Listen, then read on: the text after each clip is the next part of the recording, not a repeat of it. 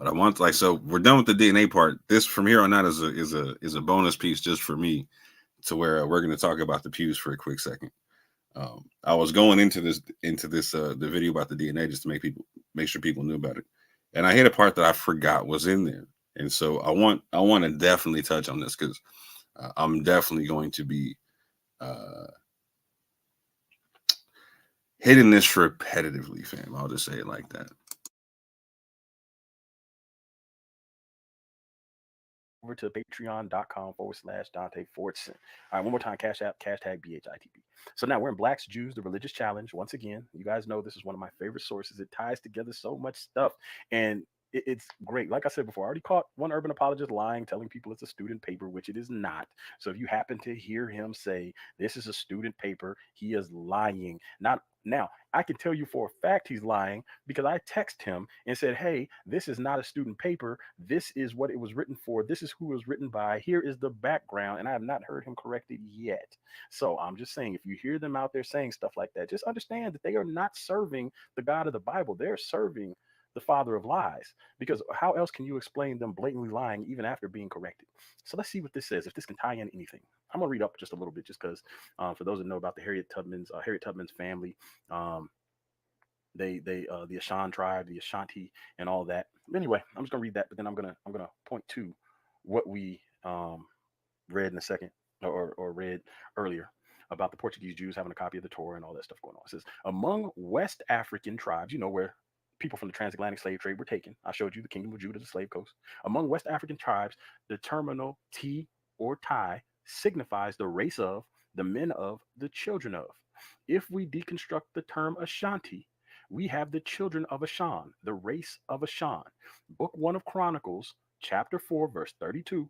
And their villages were Etam and Ayin and Rimmon and Tochin and Ashan, 5 cities. Book of Joshua, chapter 21, verses 13 through 16. Thus they gave the children of Aaron the priest Ashan. Are the Ashanti then the children of the town of Ashan and the descendants of the tribe of Simeon? You guys can chase that down if you want to. Now we're coming to the part I wanted to read into, and you guys can, again, this source is everywhere.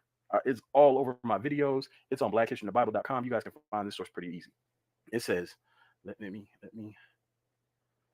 we're gonna read down to here, because I believe this ties this together really nicely. Because remember, we were talking about the Maghreb in southern Nigeria.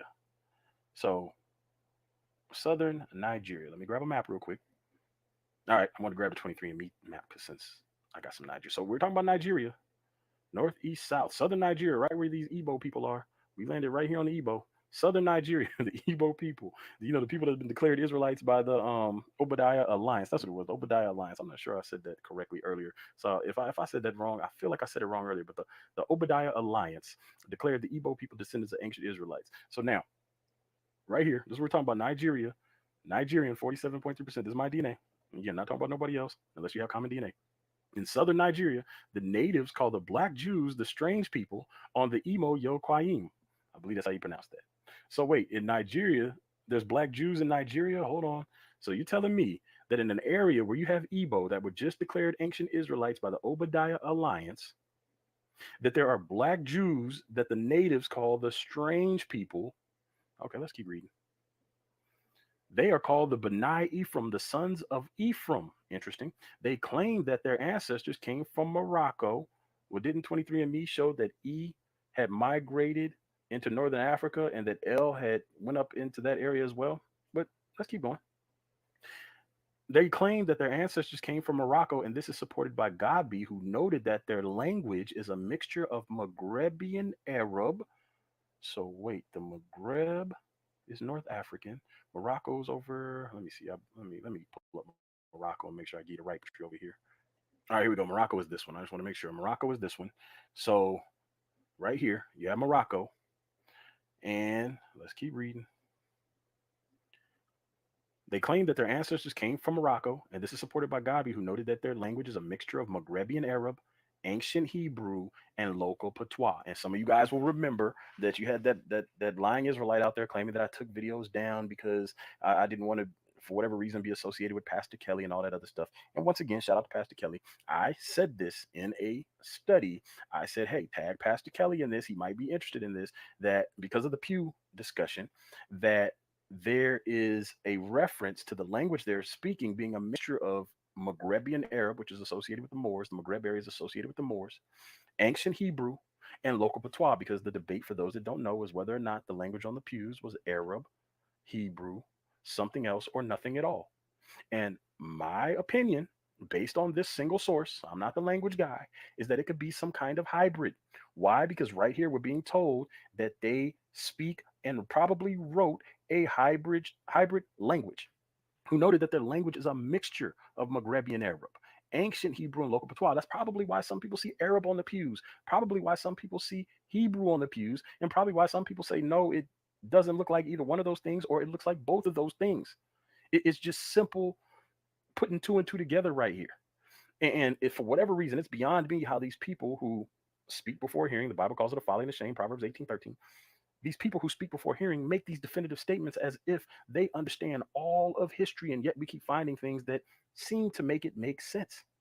But they can't make it make sense. We can make it make sense because we're open to the facts, regardless of what they are. So, Maghrebian Arab, ancient Hebrew, and local patois. But this also goes back to what I was saying about the Israelites and the Moors being closely intertwined. Because, see, this is talking about Black Jews who are speaking a language that's a mixture of Maghrebian Arab, and the Maghreb is the area of the Moors. So they're speaking a language that was likely spoken by the Moors, also ancient Hebrew and local patois. So what is patois? I've mentioned that before. So what is patois? We'll pull up a couple definitions. We'll pull up Wikipedia first. Patois is speech or language that is considered non-standard, although the term is not formally defined in linguistics. As such, patois can refer to pidgins, creoles, dialects, or vernaculars, but not commonly to jargon or slang, which are vocabulary-based forms of cant.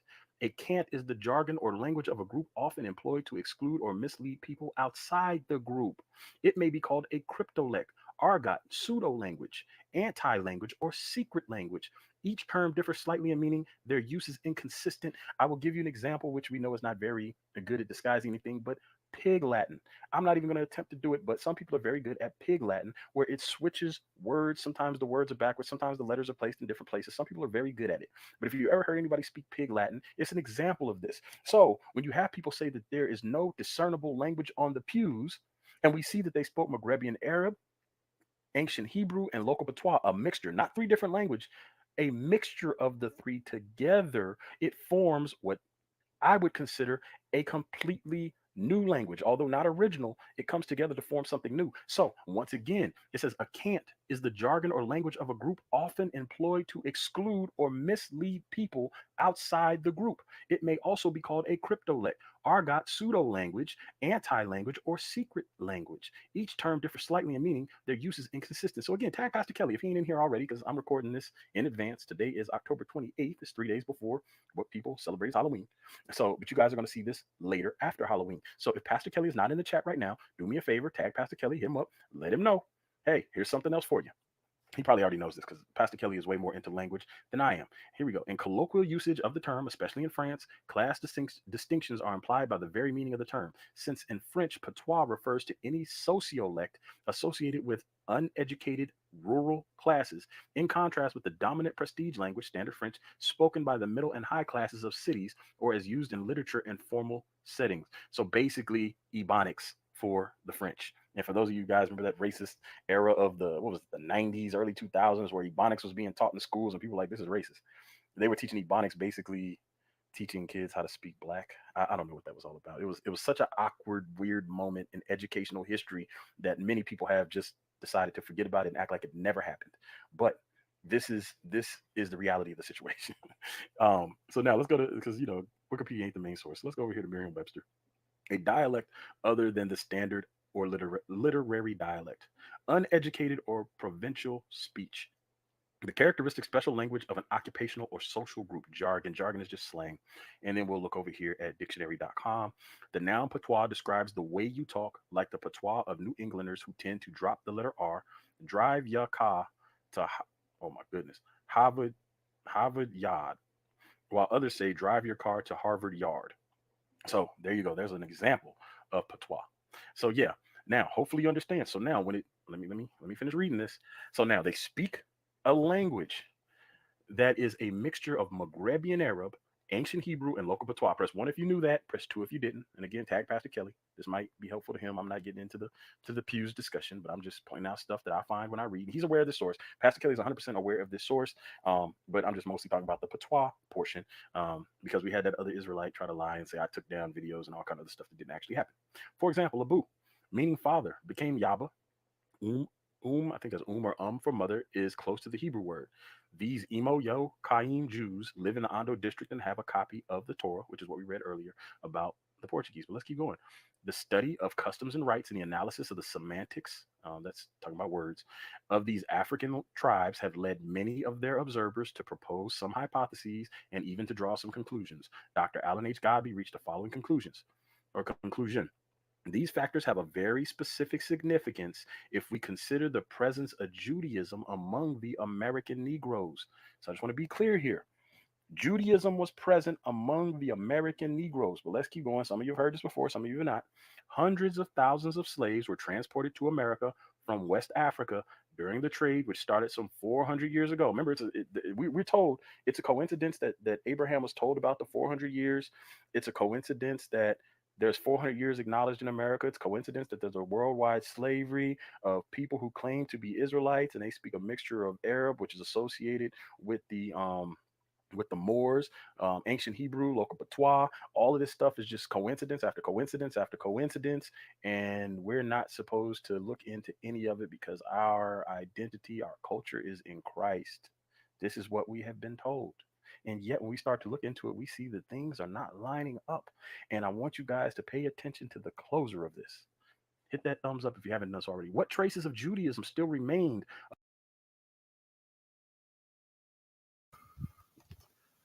So we need to be 1,000,000% clear on what's being said here. So for those of you who don't know, I'm the so-called lying Israelite that stipulated that he took a video down, because he did. Anonymous Hebrew and I saw this video before it was taken down, and we both mentioned it in a video that we did talking about the pews, where we spoke on what Anonymous Hebrew found when he went to go investigate the pews in August of 2019. Since August of 2019, Anonymous Hebrew and I have been telling the community that we believe that there's a mixture of Hebrew, Arabic, and other African languages on the pews. We've come out publicly and said that for the longest. We were the first to stipulate such. That's been our position since the beginning. So when Dante is talking about there are people that believe that there's no discernible language on the pews, he's talking about people like Abu who make that argument, etc. Right? And for as long as Abu's been making that argument, I've been making the argument that there is Hebrew, Arabic, and other African languages potentially on the pews, and even more so a potential trade language. That was the one thing that me and Anonymous 100% were excited about, because that was something that one of his tour guides told him. And that very same day, Anonymous hit me up and a bunch of other people that we knew, told us about everything that he saw, showed us pictures, and I told them, bro, I see Arabic right there. He was talking about he could see a couple of Hebrew letters or whatnot, right? And we started running with that thesis from there. And I've been trying to do my best to prove it out as best I could.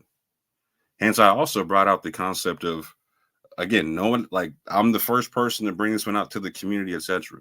I didn't do the personal research, but again, it's something that I found in literature, wasn't it, right? That Omar ibn Said was found to be able to speak Hebrew and Arabic by someone he went to church with, that said that his knowledge of Hebrew was helpful in them understanding the Bible.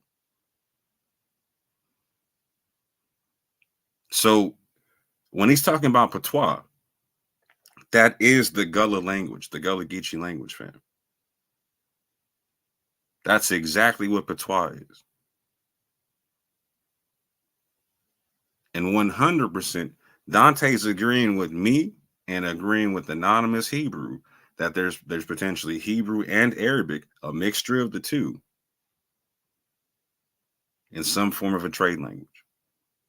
Now, there is Maghrebian Arabic, Judeo-Arabic is a thing where there's a mixture of Hebrew and Arabic in the Maghreb.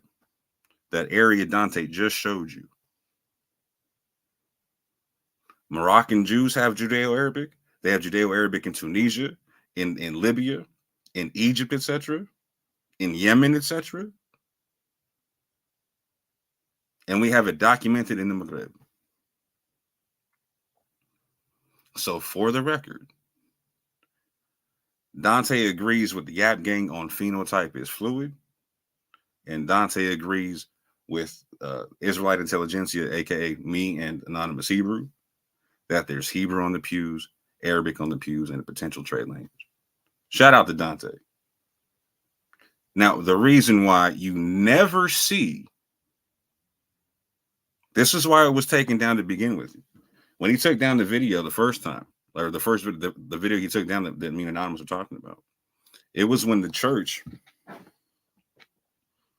decided to take Arabic off of they were taking languages off their website or whatnot, right? And re-putting languages back up or whatnot, right? It was over the whole fight. Is there cursive Hebrew? Is there Arabic, etc., whatnot, right? And so at one point they took down the Arabic, and that's when Dante took the video down because it didn't help out Pastor Kelly's claim and whatnot. And this is Pastor Kelly will never cite this source because it hurts what he's talking about. He's saying there's no Arabic on the pews. And when you got people like me Pastor Kelly heard me make this very argument to him on the phone. We're talking for hours, brother. And I'm explaining no, Hebrew and Arabic. Pastor Kelly was not vibing his source, man. He won't cite this one, and he won't cite the source of London, a Mandingo slave in Savannah, Georgia, in the 1800s, writing the Gospel of John. The first person to write down the Gullah language, this patois language, was a Mandingo slave named London, who wrote it down in the Arabic script. The Gospel of John in the Gullah dialect in the Arabic script. Kelly won't talk about this source or the source that Dante just showed because it shoots his whole argument in the face. But shout out to Dante because now you agree with me and you agree with Anonymous Hebrew. Appreciate you, fam. But to that end, I'm going to show y'all what I'm talking about. Anonymous Hebrew went down to that church in Savannah, Georgia, and recorded this. He took some these aren't his pictures or whatnot, but he took some pictures. This is his audio recording that he took from his tour guide. Listen, the tour guide says the same thing Dante just said.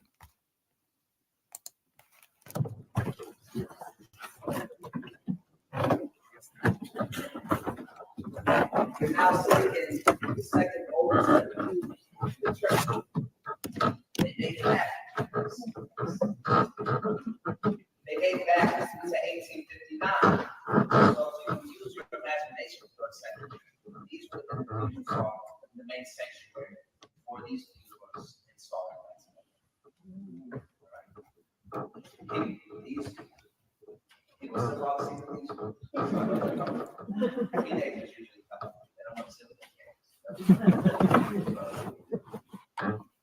I wanted to take this time upstairs to say that most people that believe this truth, and I know that's like a big statement. But you have to do a lot of truths. For instance, we have come to agree to the fact that Black people cannot read or write during slavery. That's right. And if they learn, they're like a special case, right? So when we read something like the narrative of Frederick Douglass, we say it's such a feat for him to be able to write a story. Look at the ceiling of this building. See how it curves towards the middle? If you know anything about acoustics, the sound to reach everybody at about the same time, you curve the walls so they can reach the middle and forward as quickly as possible. But But you don't come out of the womb understanding that. You have to be at least educated in architecture to do that. But to be educated, that means you can at least read or write as well. I assume. Most people will tell you that Black people cannot read or write. What proof really exists for that? That it wasn't in English? Yeah. Is that enough proof? No. Look on the sides of these pews, the way you look. Teach them. Teach You don't them. hear the cross. The sides of these pews, you see those scratches. Those aren't scratches, they're etchings. Etchings are deliberate markings put in wood's flags, right? The same way people etch their initials on a drum to make sure that everybody knows. These etchings are written in language. We're upset with that because it doesn't look like English. And when most people see it, they'll misinterpret it, or they'll write it as something else. They'll say they're just scratches on it. Let's look at this with a more critical lens.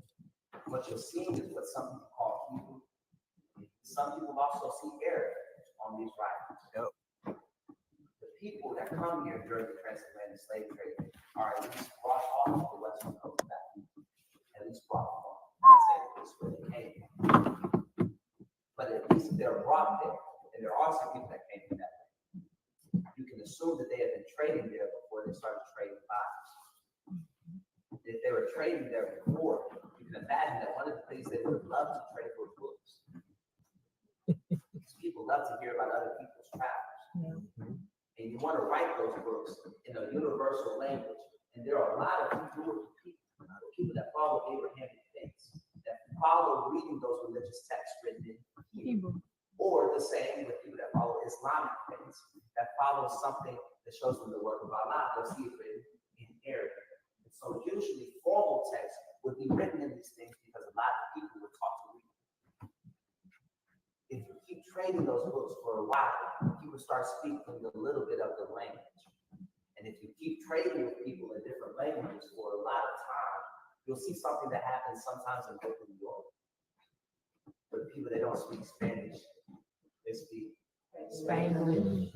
Or in New Orleans, for the people that don't speak French, they speak Creole. Or in Jamaica, they don't speak English, they speak Patois. These people, they combine languages. Why wouldn't it be natural for them to want to combine Hebrew and Arabic? They were trained in it for a while. What you see on these pews is a mixed language, which makes it so hard to translate. I feel like that was your first question. It is. Translations are hard to get for a mixed language where people don't speak. Not so much the language, but is this what they would have been speaking when they made this church? Thank you, sir. So people in Savannah, people forget Savannah is a port city. A port city is where people are going to be coming in and coming out a lot of times. Right? Waterways, this is what they use it for. Imagine that you've been trading with someone from Britain, someone from Portugal, someone from Spain, and someone from China. All that come here to Savannah. If you have workers, you want them to be able to speak those languages. What proof exists that these people can read and write when they're hired at the same ports where you have to be multilingual? Another conversation for another time. It's hot up here, isn't it? See that drum set over there? There's nothing to talk about. There are a set of stairs that I need us to go down for the last part of the tour. I'm going to bring y'all down here because we got a round on this stuff. I know I'll give you a lot of information that's up here and then bring it back down to the real world. Okay? Yes. When we go back down these stairs, let's grab it with our left hand this time. Your left hand this time. You might fall. Once again, I might laugh. But you're going to walk all the way to where that drum set is and keep going down some more stairs. If you want to if you're tired of taking stairs, what you get down here, you can keep.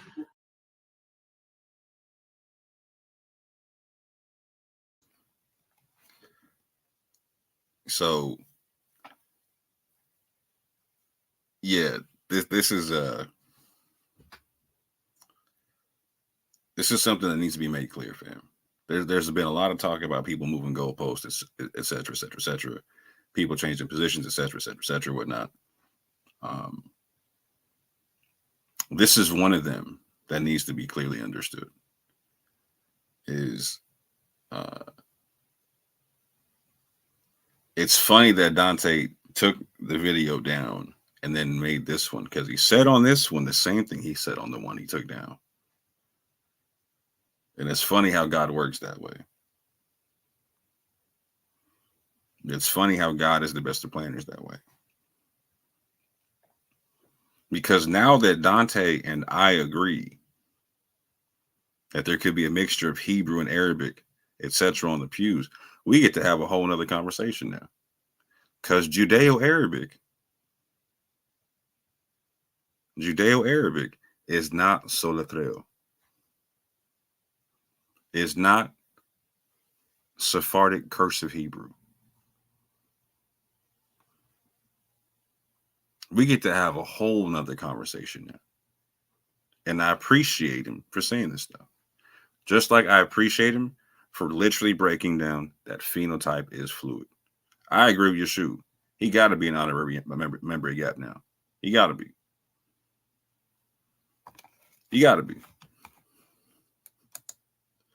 And with that, family, I appreciate y'all for coming through and checking out this part 2. Please like, comment, and subscribe. Hold on right quick. Oh, I can't even go out on my song.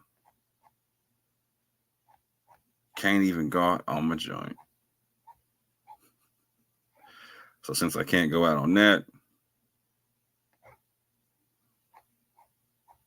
oh man, I'll go out on this here. Let me see. Peace and blessings, fam.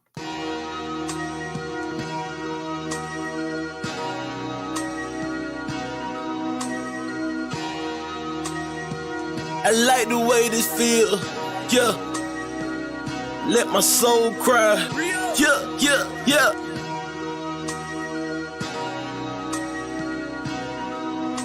Minister, we gonna speak from the heart on this one.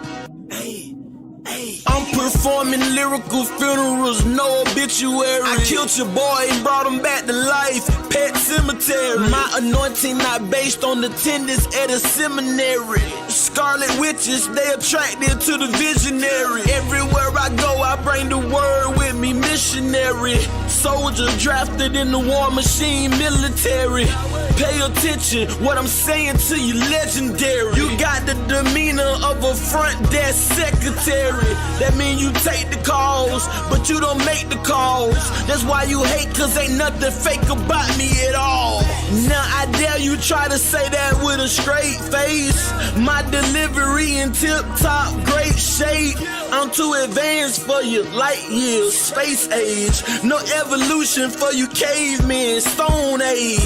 I'm a thoroughbred, rock solid. I came from the bottom to the top, rock climbing. I grew up in the hood, pros and cons. That's that full court pressure when the ambulance roll out their stretch. Why can't you see it's not logical? If you live diabolical. Boy, your point of view smaller than hair follicle molecule. This for all of them that follow you, smoking all of them barbecue. When I pull up, your voice on correct itself with no auto-tune. I got a whole nother level that I can enter whenever I gotta deal with the devil. I pick a whole nother method. I hear a whole lot of yapping. They wanna see my reaction. I'm really out here in the community making it happen. I don't really think they understand the dilemma. They ain't looking in the man in the mirror. Can't say it in the clearer. The plan is very simple. It's time to start playing in the temple. Before somebody come and put the can on your temple. Reaching like a baby with his hand for the nipple. The Grand Reaper coming with his hand on the circle. Hit the van coming with a ram with it. With the van coming get him. I am so glad that I changed up. Made it out of where I came from. Watch for the slide and the hook of the slow ball, fastball, and that change up. That ghetto lifestyle, it changed us. Go back to visit, it ain't changed much.